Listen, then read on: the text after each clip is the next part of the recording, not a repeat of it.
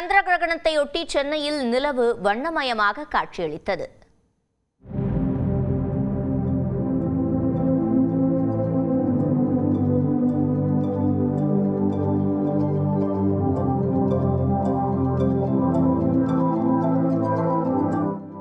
சூரியன், பூமி, சந்திரன் ஒரே நேர்கோட்டில் வரும்போது பூமியின் நிழல் சந்திரன் மீது விழுவதால் ஏற்படக்கூடிய இயற்கையான வானியல் நிகழ்வே சந்திர கிரகணம் என்று அழைக்கப்படுகிறது. வானியல் அற்புதமான இந்த நிகழ்வை தமிழ்நாட்டில் முழுமையாக காண முடிந்தது. மேலும் சூரியனின் ஒளிச்சிதறல்கள் மட்டும் சந்திரன் மீது விழுந்ததால் சந்திரன் சிவப்பு நிறத்தில் ஒளிர்ந்தது. சென்னையில் நேற்று இரவு 9:57 மணிக்கு சந்திர கிரகணம் தொடங்கியது. சந்திரன் மெல்ல மெல்ல மறைந்து இளஞ்சிவப்பு நிறத்தில் தோன்றியது.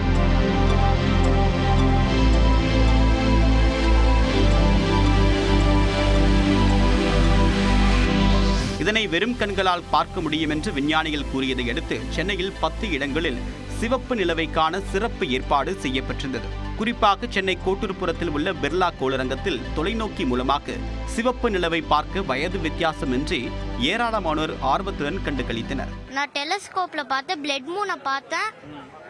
அதான் செம்மையா இருந்தது. எர்த்தோட ஷேடோ அப்படியே மூனோட மறையிற ஒரு ஸ்டேஜுமே அவங்க எங்களுக்கு காட்டினாங்க. அப்படியே ஸ்லோவா அது பிளாக் ஆகி அப்படியே ரெட் மூனா வர வியூ ரொம்ப நல்லா இருந்தது. அதுவும் டெலஸ்கோப்ல பார்க்கும்போது ரொம்ப கிளாரிட்டியா தெரிஞ்சது.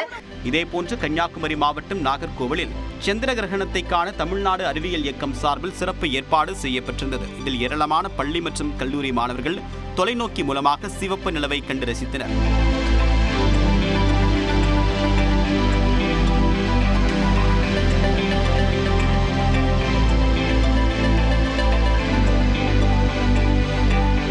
ஸோ டெலஸ்கோப்பில் பார்க்குறதுக்கு மூணு செம்மையாக இருந்துச்சு. நான் இதுக்கு முன்னாடி பார்த்தது தான் என்னோட ஃபர்ஸ்ட் டைம் நான் இது பார்க்குறது. ரொம்ப அழகாக இருந்துச்சு. திருநெல்வேலி அடுத்த கொக்கிரக்குளம் அறிவியல் மையத்திலும் ஏராளமான மாணவ மாணவிகள் பொதுமக்கள் தொலைநோக்கி மூலமாக வானியல் நிகழ்வை வியப்புடன் பார்த்து மகிழ்ந்தனர்.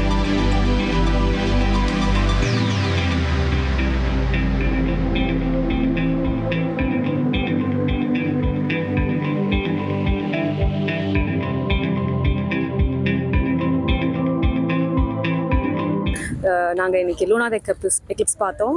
ரொம்ப நல்ல எக்ஸ்பீரியன்ஸாக இருந்துச்சு. மூணை பார்த்தேன், சும்மாவும் பார்த்தேன். இதுதான் என்னோட ஃபர்ஸ்ட் எக்ஸ்பீரியன்ஸ். நல்லா இருந்துச்சு.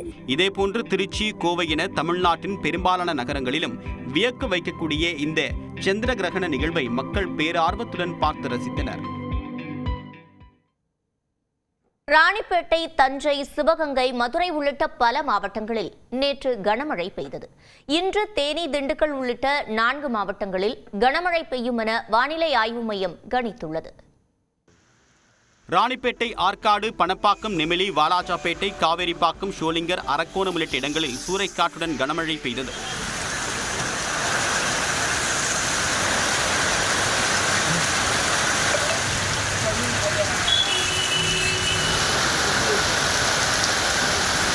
தஞ்சாவூர் மற்றும் திருவையாறு, ஐயம்பேட்டை, பாபநாசம், கும்பகோணம், திருவிடைமருதூர் உள்ளிட்ட மாவட்டத்தின் பெரும்பாலான பகுதிகளில் பலத்த காற்றுடன் மழை கொட்டியது.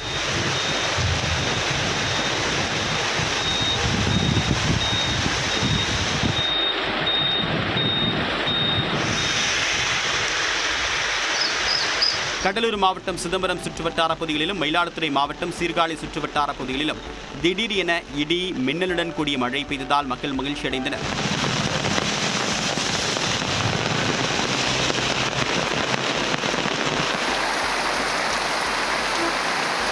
புதுக்கோட்டை நகர்பகுதியில் நமனசமுத்திரம், அரிமளம், ஆலங்குடி சுற்றுவட்டார பகுதிகளில் பெய்த மழையின் காரணமாக விவசாயிகள் மகிழ்ச்சி அடைந்தனர்.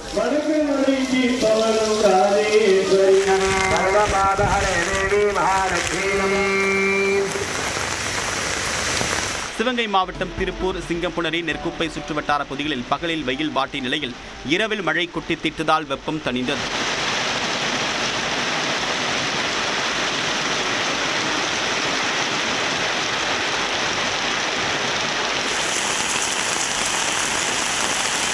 இதேபோல சிவகங்கை மாவட்டம் மானாமதுரையிலும் பலத்த காற்றுடன் மழை பெய்தது.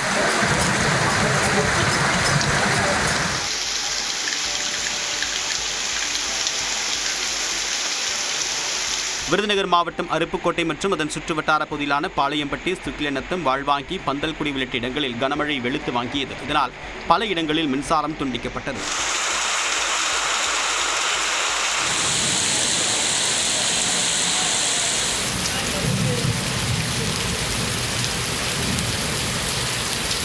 மதுரை மாநகர பகுதிகளிலும் திருப்பரங்குன்றம், திருமங்கலம் உள்ளிட்ட மாவட்டத்தின் பல்வேறு இடங்களிலும் கனமழை கொட்டி தீர்த்தது. இதனால் அவனியாபுரம் பகுதியில் மழைநீருடன் கழிவுநீரும் கலந்து வீடுகளுக்குள் புகுந்ததால் மக்கள் அவதியடைந்தனர்.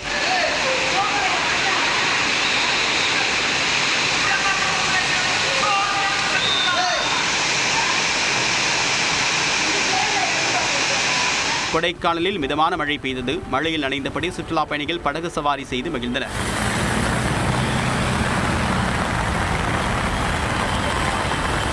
புதுச்சேரியிலும் கனமழை பெய்தது. தவளக்குப்பம், பாகூர், ஏம்பலம் உள்ளிட்ட இடங்களிலும் மழை பெய்த நிலையில் சாலையோரங்களில் தண்ணீர் தேங்கியது.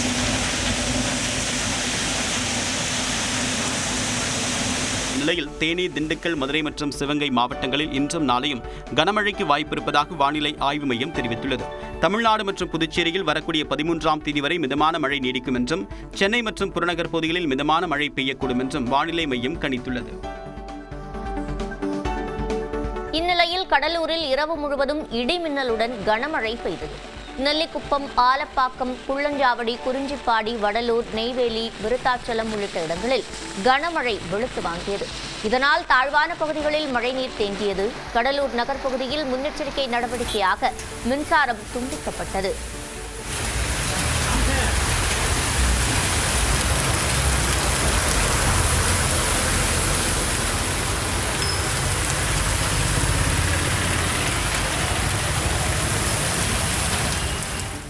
திருவாரூர் மற்றும் அதன் சுற்றுவட்டார பகுதிகளில் பலத்த காற்றுடன் கனமழை வெளுத்து வாங்கியது.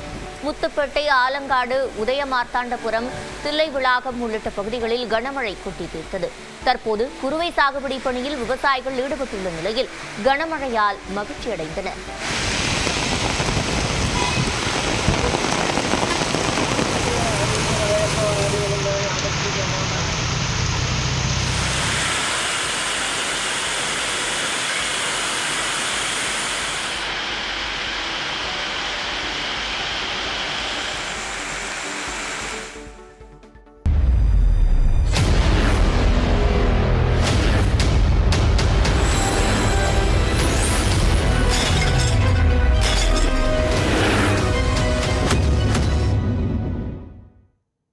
அதிமுகவில் உள்கட்சி விவகாரம் பூதாகரமடைந்த நிலையில் செங்கோட்டையனின் ஆதரவாளரான முன்னாள் எம்பி சத்யபாமாவையும் கட்சி பொறுப்புகளிலிருந்து நீக்கி இபிஎஸ் நடவடிக்கை எடுத்துள்ளார்.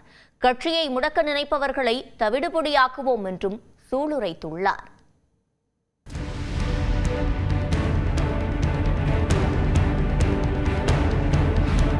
அதிமுகவிலிருந்து வெளியேற்றப்பட்டவர்களை ஒன்றிணைக்குமாறு தனக்கு கெடு விதித்த முன்னாள் அமைச்சர் செங்கோட்டையனை கட்சி பொறுப்புகளிலிருந்து நீக்கி பொதுச் செயலாளர் எடப்பாடி பழனிசாமி உத்தரவிட்டார்.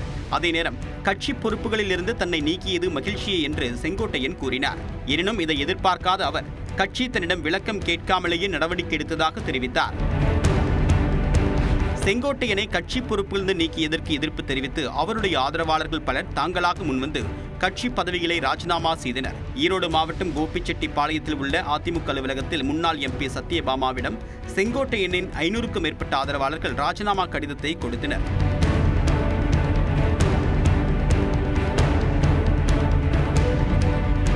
தொடர்ந்து முன்னாள் எம்பியும் ஈரோடு புறநகர் மேற்கு மாவட்ட அதிமுக மகளிரணி செயலாளருமான சத்யபாமாவும் தன்னுடைய கட்சி பதவியை ராஜினாமா செய்வதாக கூறி இபிஎஸ்க்கு எழுதிய கடிதத்தை செங்கோட்டையனிடம் வழங்கினார். மேலும் ஒன்றுபட்ட அதிமுக உருவானால் அதிமுகவில் பதவி வகிக்க விரும்புவதாகவும் சத்யபாமா தெரிவித்தார்.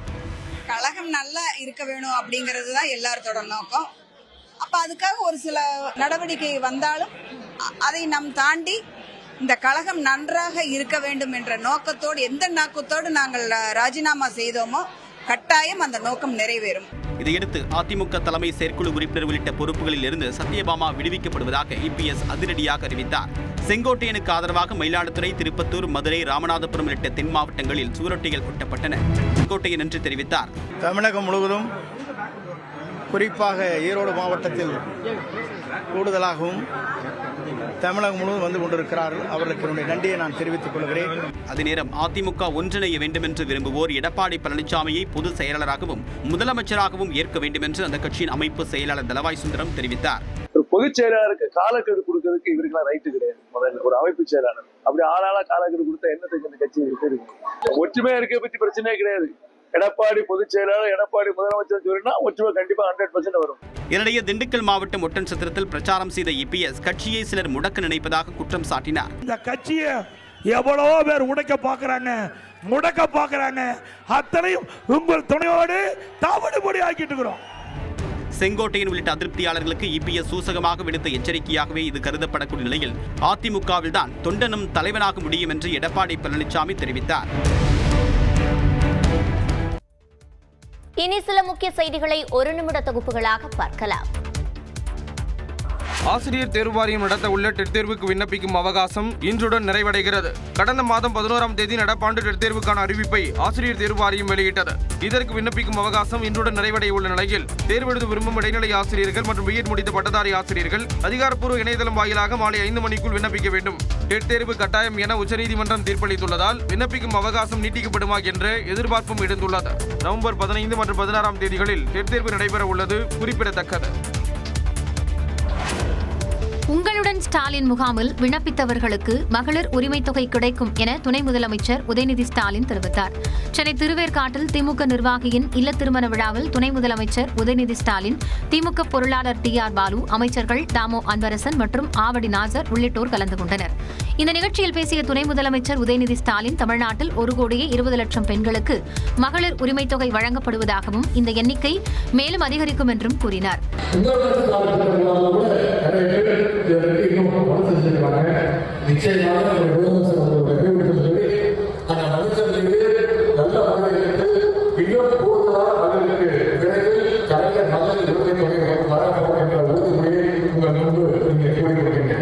முன்னதாக மணமக்களை வாழ்த்தி பேசிய அவர், தற்போது நடக்கும் திருமணங்களில் சாதியின் பெயரை தவிர்த்து மணமக்கள் பெயரின் பின்னால் படிப்பின் பட்டத்தை போடுவது பெருமையாக உள்ளதாக கூறினார். தேசிய ஜனநாயக கூட்டணியில் இருந்து அமமுக வெளியேறியதற்கு தமிழ்நாடு பாஜக தலைவர் நயினார் நாகேந்திரனை காரணம் என அக்கட்சியின் பொதுச் செயலாளர் TTV தினகரன் தெரிவித்துள்ளார். மானாமதுரையில் செய்தியாளர்களிடம் பேசிய அவர், தமிழ்நாட்டின் இன்றைய மனநிலை நயினார் நாகேந்திரனுக்கு தெரியவில்லை என்றும் அண்ணாமலை நடுநிலையோடு செயல்பட்டதாகவும் கூறினார். நயினார் நாகேந்திரன் திட்டமிட்டு நாங்கள் வெளியேற வேண்டும் என்று செயல்பட்டிருக்கிறார். நாங்கள் வெளியேறதுக்கு முக்கிய காரணமே அவருடைய செயல்பாடுகள், அவருடைய மனநிலை. அதான் சொல்றேன், ஓபிஎஸ்க்காக இவர் எதுக்கு பேசணும்னு கேட்கிறாரு. அப்பவே தெரியலையா அவருடைய மனநிலை என்ன என்பது? ஓபிஎஸ்க்காக நான் பேசாம யார் பேச முடியும்? இதனிடையே TTV தினகரனிடமும் தன்னிடமும் சமாதானம் பேச தயார் என நயினார் நாகேந்திரன் கூறிய கருத்திற்கு அவருடைய நல்ல மனசுக்கு நன்றி என OPS தெரிவித்தார். அதிமுகவின் கட்சி பொறுப்புகளில் இருந்து நீக்கப்பட்ட முன்னாள் அமைச்சர் செங்கோட்டையன் பரபரப்பான அரசியல் சூழலுக்கிடையே திடீர் பயணமாக இன்று டெல்லி செல்ல உள்ளார். அதிமுகவிலிருந்து பிரிந்தவர்களை மீண்டும் கட்சியில் சேர்க்க பொதுச் செயலாளர் எடப்பாடி பழனிசாமிக்கு முன்னாள் அமைச்சர் செங்கோட்டையன் 10 நாட்கள் கெடு விதித்திருந்தார். இதற்கு அடுத்த நாளே அமைப்பு செயலாளர், மாவட்ட செயலாளர் உட்பட செங்கோட்டையனின் கட்சி பதவிகளை EPS பறித்தார். செங்கோட்டையனின் பதவி பறிக்கப்பட்டதற்கு எதிர்ப்பு தெரிவித்து அவரது ஆதரவாளர்கள் சுமார் 1000 பேர் கூண்டோடு ராஜினாமா செய்தனர். மேலும் செங்கோட்டையனுக்கு முன்னாள் முதலமைச்சர் OPS, அமமுக பொதுச் செயலாளர் TTV தினகரன், சசிகலா உள்ளிட்டோர் ஆதரவு தெரிவித்தனர். இந்நிலையில் திடீர் பயணமாக கோயம்புத்தூர் விமான நிலையத்திலிருந்து செங்கோட்டையன் இன்று காலை டெல்லிக்கு புறப்படுகிறார். டெல்லியில் பாஜக மூத்த தலைவர்களை சந்தித்து செங்கோட்டையன் ஆலோசனை நடத்த இருப்பதாக தகவல் வெளியாகியுள்ளது. தமிழ்நாட்டில் 125 தொகுதிகளை இலக்காக கொண்டு காங்கிரஸ் கட்சி பணியாற்றும் என அக்கட்சியின் பொதுச் செயலாளர் கிரீஷ் சோடங்கர் தெரிவித்துள்ளார். வாக்கு திருட்டை தடுப்போம், ஜனநாயகத்தை பாதுகாப்போம் என்ற முழக்கத்தை முன்வைத்து தமிழக காங்கிரஸ் கமிட்டி சார்பில் பாளையங்கோட்டையில் மாநில மாநாடு நடைபெற்றது. The coming assembly election for at least 125 assembly segments. முன்னதாக பேசிய முன்னாள் மத்திய அமைச்சர் ப. சிதம்பரம், மகாராஷ்டிரா, கர்நாடகா மாநிலங்களில் நடந்தது போல தமிழகத்திலும் நடக்கலாம் என்றார். இதெல்லாம் நடக்கவே நடக்காது, இயற்கைக்கு விரோதமானது. இந்த இயற்கைக்கு விரோதமான காணாம போயிட்டாங்க, குடிபெயர்ந்துட்டாங்க, மறைந்து போய்விட்டார்கள், இறந்து விட்டார்கள் என்பது சொல்லுது தில்லு முள்ளு என்று பல புள்ளியியல் அறிஞர்கள் சொல்லியிருக்கிறாங்க. இதேபோல மதச்சார்பற்ற கூட்டணி வெற்றி பெற்று தமிழகத்தில் மீண்டும் ஆட்சி அமைக்க காங்கிரஸ் கட்சி எந்த தியாகமும் செய்யும் என்று முன்னாள் MP பீட்டர் அல்போன்ஸ் தெரிவித்தார். முன்னதாக பேசிய காங்கிரஸ் கட்சியின் செய்தி தொடர்பு பிரிவு தேசிய தலைவர் பவன் கேரா, தமிழ்நாட்டை கண்டு மோடி பயப்படுகிறார் என்றார்.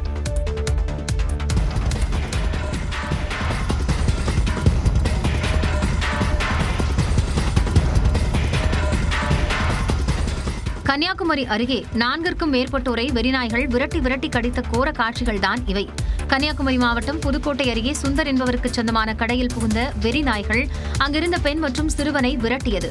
வெறிநாய்களுக்கு பயந்து இருவரும் தப்பி ஓடிய நிலையில் அந்த நேரம் கடைக்கு வந்த இருவரையும் நாய்கள் கடிக்க முயன்றன.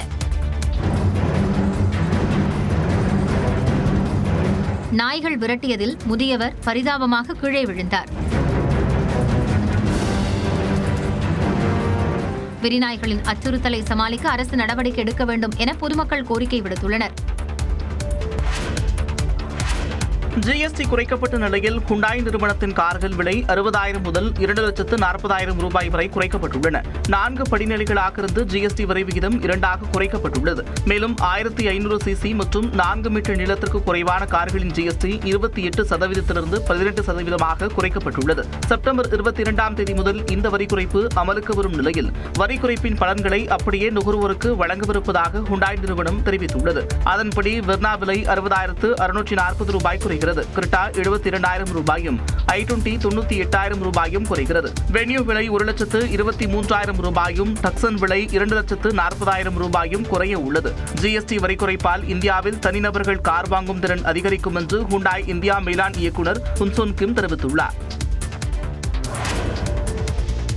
சென்னையில் சின்னத்திரை நடிகர் சங்கத்தின் புதிய தலைவர், பொதுச் செயலாளர், பொருளாளர் உள்ளிட்டோர் பதவியேற்றுக் கொண்டனர். சுமார் 2,000 உறுப்பினர்களை கொண்ட சின்னத்திரை நடிகர் சங்க தேர்தல் கடந்த மாதம் சென்னையில் நடைபெற்றது. இதில் நடிகர் சங்க தலைவராக பரத், துணைத் தலைவர்களாக ஆதித்யா, ராஜ்காந்த், செயலாளராக நடிகர் நவீந்தர், பொருளாளராக கற்பகவள்ளி உள்ளிட்டோர் வெற்றி பெற்றனர். இந்நிலையில் புதிய நிர்வாகிகள் பதவியேற்கும் விழா சென்னை மதுரவாயலில் உள்ள தனியார் திருமண மண்டபத்தில் நடைபெற்றது. இதில் சிறப்பு விருந்தினர்களாக குடிசை மாற்று வாரிய தலைவரும் நடிகர் சங்க துணைத் தலைவருமான பூச்சி முருகன், தென்னிந்திய சின்னத்திரை மற்றும் திரைப்பட டப்பிங் கலைஞர்கள் சங்க தலைவர் ராதா ரவி, பெப்சி தலைவர் RK செல்வமணி, சட்டமன்ற உறுப்பினர் நடிகர் SP சேகர் உள்ளிட்டோர் கலந்து கொண்டனர்.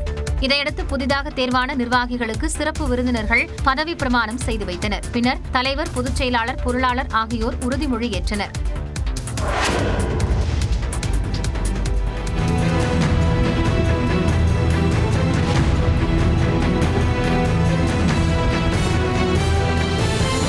பெங்களூருவில் கவனக்குறைவால் நடந்த விபரீதத்தின் காட்சிதான் இது. கர்நாடக மாநிலம் பெங்களூரு வித்யராயன்புராவில் ஒரு குடும்பத்தினர் காரில் சென்று கொண்டிருந்தனர். இதில் காரின் சன்ரூஃப் வழியாக சிறுவன் தலையை காருக்கு மேல் நீட்டி வேடிக்கை பார்த்தபோது அதிக உயரமான வாகனங்கள் செல்வதை தடுக்க அமைக்கப்பட்டிருந்த தடுப்பில் மோதிக்கொண்டான். இதில் சிறுவனின் தலையில் பலத்த காயம் ஏற்பட்டது.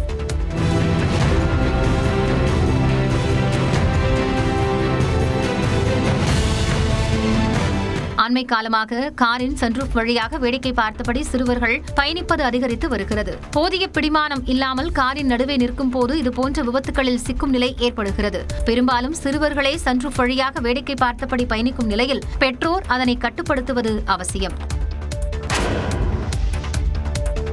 டெல்லியில் மழை சற்றே குறைந்தாலும் யமுனை நதியில் தொடர்ந்து அபாய அளவை தாண்டியே நீர் பாய்கிறது. மயூர் விஹார் பகுதியில் யமுனை ஆறு பொங்கி பாயும் கழுகு பார்வை காட்சி வெளியாகியுள்ளது. மும்பையில் 2வது நாளாக விநாயகர் சிலைகள் கரைப்பு நிகழ்ச்சி வெகு விமர்சையாக நடைபெற்றது. நாடு முழுவதும் விநாயகர் சதுர்த்தி விழா கடந்த 27ஆம் தேதி கொண்டாடப்பட்டது. மும்பையின் பல்வேறு இடங்களில் பிரம்மாண்ட விநாயகர் சிலைகள் நிறுவப்பட்டு வழிபாடு நடத்தப்பட்டது. 10 நாட்கள் பூஜைக்கு பிறகு விநாயகர் சிலைகளை கரைக்கும் பணி சனிக்கிழமை தொடங்கியது. 2வது நாளான ஞாயிற்றுக்கிழமையும் ஆயிரக்கணக்கான சிலைகள் கரைக்கப்பட்டன. இதற்காக கிர்காவ், ஜுஹு, தாதர், மாஹிம் பகுதி கடற்கரைகளில் விரிவான ஏற்பாடுகள் செய்யப்பட்டிருந்தன. கடற்கரையிலிருந்து படகுகள் மூலம் பிரம்மாண்டமான விநாயகர் சிலைகள் நடுக்கடலுக்கு எடுத்துச் செல்லப்பட்டு கரைக்கப்பட்டன. இதையொட்டி கடற்கரை முழுவதும் பக்தர்கள் கூட்டம் அலைமோதியது.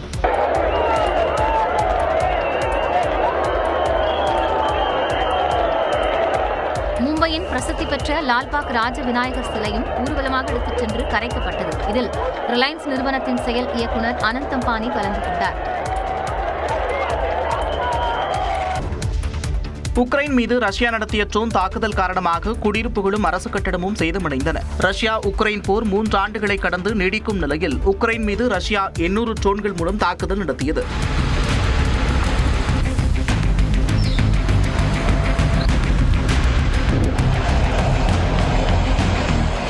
இதில் உக்ரைன் அமைச்சரவை கட்டடம் சேதமடைந்தது. இதனை உக்ரைன் பிரதமர் உறுதிப்படுத்தும் வீடியோ ஒன்றை வெளியிட்டுள்ளார்.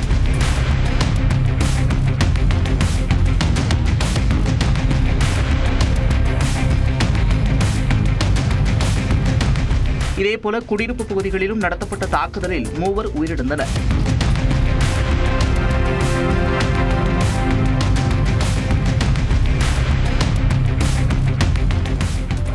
லண்டன் சுற்றுப்பயணம் மேற்கொண்டுள்ள முதலமைச்சர் மு க ஸ்டாலினை முல்லைப்பெரியாறு அணையை கட்டிய கர்னல் பென்னிக்விக்கின் குடும்பத்தினர் சந்தித்தனர். லண்டன் கேம்பர்லி நகரில் பென்னிக்விக்கின் சிலை நிறுவியதற்கு முதலமைச்சர் மு க ஸ்டாலினுக்கு பென்னிக்விக் குடும்பத்தினர் நன்றி தெரிவித்தனர். Honourable M.K. Stalin, Chief Minister of Tamil Nadu. We are back at St Peter's Church and want to really thank you for donating the bust of Colonel John Pennycook to the town of Camberley. இதுகுறித்து தனது X பக்கத்தில் முதலமைச்சர் மு க ஸ்டாலின் பதிவிட்டிருந்தார். எம்ஜிஆரின் புகழை கெடுக்க யார் முயற்சித்தாலும் தனது உயிரை கொடுத்தாவது காப்பேன் என்று நடிகர் ராமராஜன் தெரிவித்துள்ளார். ஸ்ரீவில்லிபுத்தூரில் ரசிகர் மன்ற கட்டடத்தை திறந்து வைத்த பிறகு செய்தியாளர்களுக்கு பேட்டியளித்த நடிகர் ராமராஜன் அதிமுக ஒன்றிணைய காலம் ஆகும் என்று தெரிவித்தார். மேலும் பேசிய அவர், என்ன பிரச்சனை வந்தாலும் எம்ஜிஆர் ஜெயலலிதா வகுத்த வழியில் செல்ல வேண்டும் என்பதே தனது கருத்து என்று தெரிவித்தார். எந்த பொறுப்பு கிடையாது, கொடுக்கல.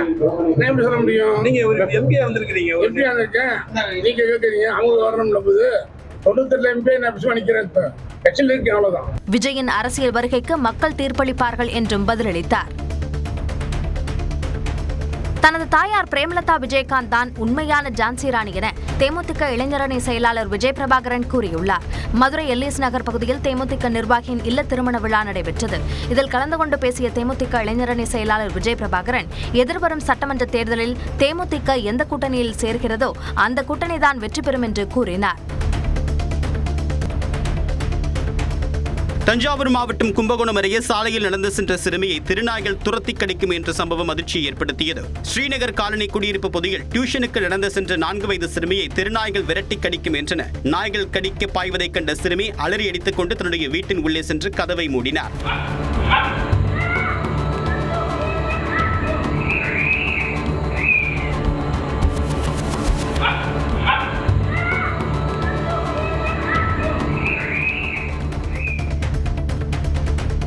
தென்காசி மாவட்டம் வடகரை பகுதியில் சிறுத்தை நடமாடியது பொதுமக்களிடையே அச்சத்தை ஏற்படுத்தியுள்ளது. வடகரை வடகாடு பகுதியில் இருந்து சென்னாபொத்தை செல்லும் பாதையில் சிறுத்தை ஒன்று பாறையில் படுத்திருந்தது. அதனை கண்ட இளைஞர்கள் வீடியோ பதிவு செய்து வெளியிட்டனர். இது பொதுமக்களிடையே அச்சத்தை ஏற்படுத்திய நிலையில் சிறுத்தையை கூண்டு வைத்து பிடிக்க கோரிக்கை விடுத்துள்ளனர்.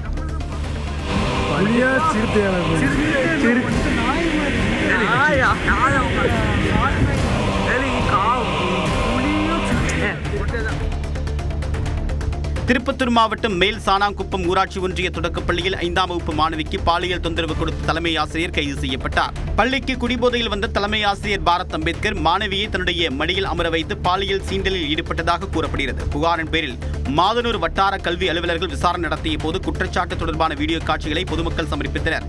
இதனிடையே அவர் கைது செய்யப்பட்டதால் அவர் பணியிடை நீக்கம் செய்யப்பட்டார். இந்திய சினிமாவை பிரதிபலிக்கும் விதமாக தனது ரேஸ் காரில் சிறப்பு லோகோவை அச்சிட அஜித் முடிவு செய்துள்ளார். அதன்படி தனது ரேஸ் கார் மற்றும் ரேஸ் உடைகளில் இந்தியன் பிலிம் இண்டஸ்ட்ரி என்ற லோகோவை அச்சிட உள்ளதாக அஜித் குமார் அறிவித்துள்ளார். ஜப்பான் பிரதமர் ஷிகேரு இஷிபா தனது பதவியை ராஜினாமா செய்தார். ஜூலை மாதம் நடந்த ஜப்பான் நாடாளுமன்றத்தின் மேலவைத் தேர்தலில் ஷிகேரு இஷிபாவின் கூட்டணி பெரும்பான்மையை இழந்ததை அடுத்து அவர் பதவி விலக வேண்டும் என்று குரல்கள் எழுந்தன. இதையடுத்து கட்சியில் பிளவை தவிர்க்கவும் அமெரிக்காவின் வரி விதிப்புக்கு பொறுப்பேற்றும் ஷிகேரு இஷிபா பதவி விலகினார். அதே நேரம் புதிய பிரதமரை தேர்வு செய்யும் வரை அவர் பதவியில் தொடர்வார் என்றும் தெரிகிறது. சேலம் ஆத்தூர் அருகே செல்போன் பயன்படுத்தியதை பெற்றோர் கண்டித்ததால் மனமுடைந்த சிறுவன் தற்கொலை செய்து கொண்டார். உதயத்தூர் கிராமத்தைச் சேர்ந்த ரமணன் டிப்ளமோ படித்து வந்தார். விடுமுறையை ஒட்டி வீட்டில் இருந்த ரமணன் செல்போனை அதிகம் பயன்படுத்தியதை கண்டித்த பெற்றோர் செல்போனை பிடுங்கி வைத்தனர். இதனால் விரக்தியடைந்து யாரிடமும் பேசாமல் இருந்து வந்த ரமணன் வீட்டில் யாரும் இல்லாத நேரத்தில் தற்கொலை செய்து கொண்டதாக கூறப்படுகிறது. கோவை ஆனைமலை மாசாணியம்மன் கோவிலில் திமுகவினர் நூதன வழிபாடு நடத்தினர். வருகின்ற 10ஆம் தேதி அதிமுக பொதுச் செயலாளர் எடப்பாடி பழனிசாமி பொள்ளாச்சிக்கு சுற்றுப்பயணம் வருவதால் அந்நாளில் அந்த பகுதியில் ஆம்புலன்ஸில் செல்லக்கூடிய அளவிற்கு பொதுமக்கள் யாருக்கும் உடல்நிலை பாதிக்கப்படக்கூடாது என்று வேண்டி பூஜை செய்தனர்.